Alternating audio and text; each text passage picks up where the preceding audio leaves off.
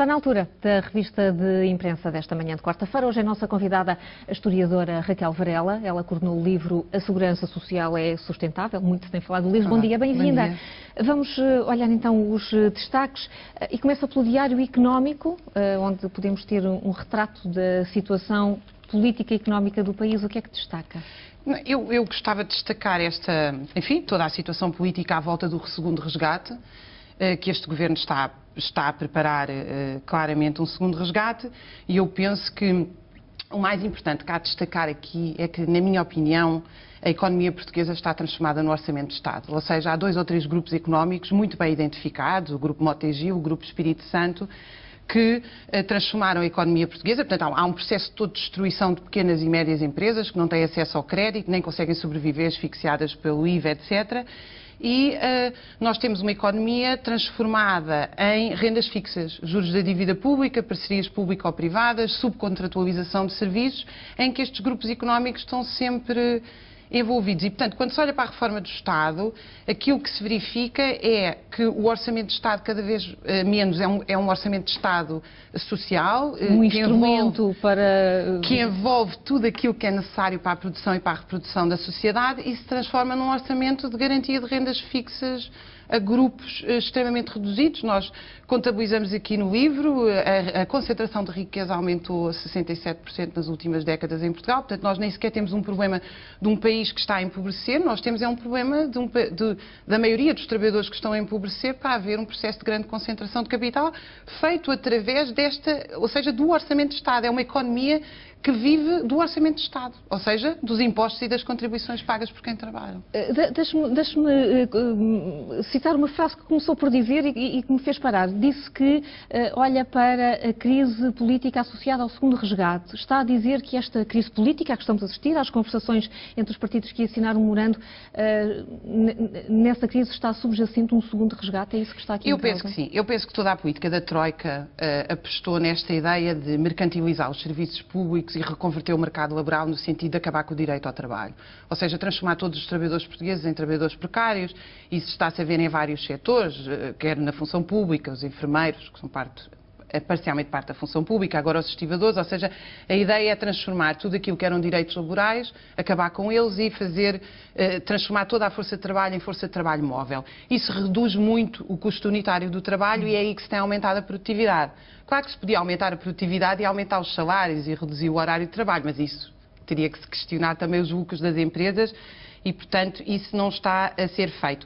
Mas toda esta política de redução do custo unitário do trabalho, a níveis absolutamente inéditos, Portugal é, se não me engano, o segundo país em toda a OCDE onde os salários reais mais caíram, que só a Grécia que está à nossa frente, é um dos países que tem um horário de trabalho mais extenso.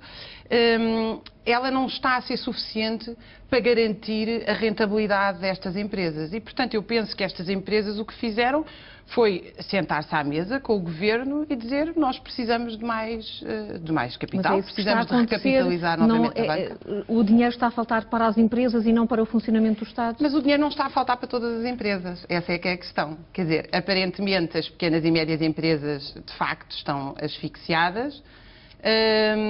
Mas estes grandes grupos económicos não. Ontem o Diário de Notícias trazia 2 notícias. A primeira é que quase metade dos portugueses são pobres e são sem as transferências sociais. A segunda é a distribuição de dividendos aos banqueiros em Portugal, que ascendia a um valor que agora eu não vou citar porque não me lembro de cor. E, portanto, este é o modelo de economia que se está a construir. É um modelo de pobreza de um lado e de concentração de riqueza do outro. Vamos olhar para outro assunto que escolhe, página 9 do jornal I, tem a ver com a questão dos portos, já aqui foi referenciada. Sines, o futuro terminal da Trafaria. Como é que olha para esta questão? Já disse que existe também aqui uma intenção de desvalorização do trabalho. De fazer um mega terminal na Trafaria, que aliás até é contestado pelo diretor de Sines, do Porto de Sines, do terminal de Sines, é justamente uma nova PPP. Ou seja, nós pode estar a ser preparado com o Governo. Eu não sei qual é, por exemplo, a posição da Câmara de Lisboa sobre isto, uma espécie de uma nova Expo, em que é completamente desvalorizada, são desvalorizadas as condições de trabalho dos estivadores e todas as condições associadas ao Porto de Lisboa, as próprias condições dos consumidores, porque a deslocação do terminal implica aumento de preços de consumo, mas sobretudo aquilo que se verifica é novamente um negócio, ou seja, é uma construção, uma PPP, que está mais ou menos pensada em algo como 1.000 milhões de euros para construir este mega terminal, que não faz, quer dizer, que não há ninguém, excepto, mais uma vez, os grupos económicos associados à construção deste terminal, que digam que isso tem algum tipo de rentabilidade.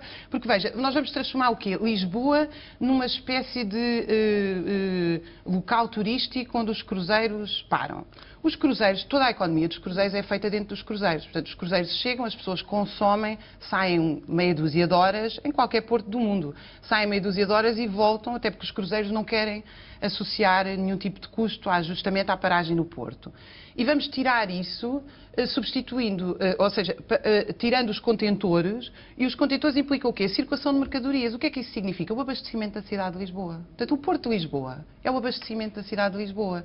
Por isso é que eu creio que esta greve dos estivadores, e ela está relacionada com a primeira questão que nós falámos e que nós discutimos aqui muito no livro, que é esta ideia.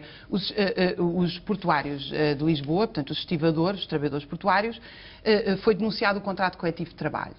Tinha um salário de base de 1.700 euros e agora, unilateralmente, os contratos são denunciados e propõem-lhes um salário base de 550 euros. Isto quando despediram trabalhadores a seguir à greve geral, 29 trabalhadores, e agora os mesmos donos das empresas de estivadores dizem que não podem, os estivadores que já estão a trabalhar turnos sobre turnos não podem ter férias porque têm falta de pessoal, quando eles despediram o mesmo pessoal. Mas qual é a importância desta questão da greve dos estivadores? É que se nós vamos reduzir brutalmente o salário para toda a gente, nós tornamos a segurança social insustentável. Porque é óbvio que as pessoas, para poderem pagar para quem já não trabalha e que já pagou, que já contribuiu, têm que ganhar mais do que precisam para viver. Como é óbvio, ninguém consegue ganhar 550 euros e ainda pôr de lado para sustentar as pensões dos que já não trabalham. Portanto, a questão da reconfiguração do mercado de trabalho, e eu dei aqui o exemplo dos estivadores, mas podia dar dos enfermeiros, que estão exatamente na mesma situação, ou seja, a trabalhar turnos sobre turnos, porque justamente o Governo não quer contratar novos enfermeiros para não associar são as duas profissões em que encontra não, eu vejo este modelo em todo lado. Portanto, a questão dos despedimentos na função pública, como é que a segurança social vai ser sustentável se nós despedimos 1/3 dos trabalhadores da função pública? E quais são as consequências que isso vai ter na saúde das pessoas, na educação das pessoas? Quem é que vai dar aulas? Quem é que vai atender pessoas no Serviço Nacional de Saúde? Quem é que vai atender pessoas nos serviços administrativos? Eu penso, quer dizer, o Einstein escreveu em cima da crise de 29 um texto que nós aqui citamos sobre a necessidade urgente de reduzir o horário de trabalho sem reduzir o salário para toda a gente. Até porque nós, quando trabalhamos menos, trabalhamos melhor. Esta ideia de estender o horário de trabalho brutalmente das pessoas dá quebras de produtividade e não é preciso ser de esquerda nem de direita. Não há nenhum estudo que não confirme que o aumento do horário de trabalho, portanto, a partir da 6ª, 7ª, 8ª hora, nós temos quedas da produtividade do trabalho. Isso leva-nos imediatamente à outra notícia que vem no Diário de Notícias, logo a abrir o caderno, a dizer que Portugal já terá menos trabalhadores do que no tempo do Salazar. Muitas comparações têm feito em relação à atualidade com o Estado Novo, também aqui na questão do trabalho. A comparação não é feliz. Não é feliz? Não, a comparação não é feliz porque, obviamente, nós temos que calcular o que era a população ativa na altura. Era um país e não está muito feito, mais não está rural, garantida essa... as mulheres não estavam no mercado de trabalho e, portanto, essa comparação não pode ser feita. São duas variáveis não completamente distintas. Não é rigorosa esta comparação. Agora, é rigoroso dizer que o Governo optou e definiu uma política massiva de desemprego no sentido de aumentar a produtividade, ou seja, colocar os que estão a trabalhar mais e desempregar massivamente. Colocando, aliás, os desempregados numa situação profundamente infeliz. Os desempregados têm que se apresentar de 15 em 15 dias num centro de emprego e eu recordo que o Oliveira Costa do PPN tem que se apresentar todas as semanas, só que vai protegido com o nosso dinheiro e num carro da polícia. Os desempregados têm que ir pagos do seu próprio bolso como se fossem criminosos para receber o subsídio de desemprego, que é algo a que têm direito porque descontaram, não é uma benesse.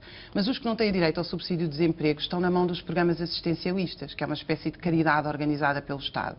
e que tem custos, não tem grandes custos do ponto de vista orçamentário, mas tem grandes custos do ponto de vista social. Esta é a sociedade que nós queremos, uma sociedade em que 1 milhão de pessoas depende da caridade. Quando nós temos um desenvolvimento tecnológico imenso, nós temos um aumento brutal da produtividade, 430%, na verdade. Hoje, um trabalhador português trabalha, o aumento da produtividade é 430% face a 1961, justamente face ao tempo do Salazar. E isso são dados, então, que nos fazem valer a pena refletir. Então, a Raquel Varela escolhe agora aqui uma notícia que tem a ver com o reforço das exportações, vem também no Diário Económico, e que tem servido como argumento para o Governo dizer que a receita até está a correr bem, a receita que está a ser aplicada, porque as exportações estão a aumentar. É assim, Raquel Varela? É assim que olha para a questão? O que é interessante compreender aqui é que nós podemos ter as exportações a aumentar e o país a empobrecer. Na verdade, as duas questões estão relacionadas. Porquê?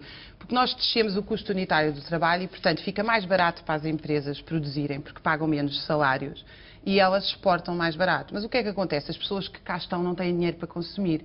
E, portanto, o que nós temos são produtos, por exemplo, dar um caso concreto, produtos que antes eram parte normal da alimentação dos portugueses, peixe fresco, nozes, amêndoas, figos, tudo produtos que isso vai tendencialmente depois aconteceu o mesmo com o azeite ou com o vinho, etc. São produtos que depois são comprados pelo exterior, mas os portugueses não têm capacidade de os adquirir.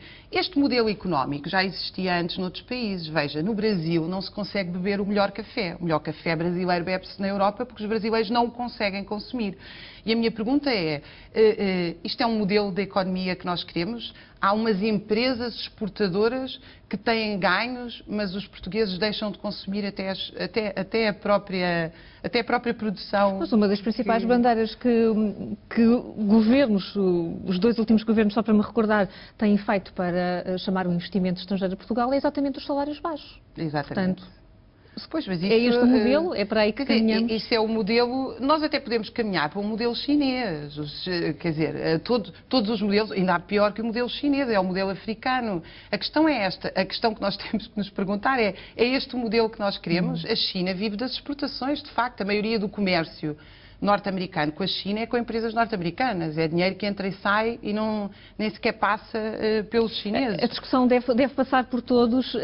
Estamos mesmo no final do tempo. Este livro temos tido muito debate. O livro que a Raquel Varela coordenou, A Segurança Social é Sustentável. Só a frase contraria aquilo que é a versão oficial. Claro, porque a Segurança Social é o único item, chamemos-lhe assim, que nunca teve problemas de déficit. Ela é superavitária.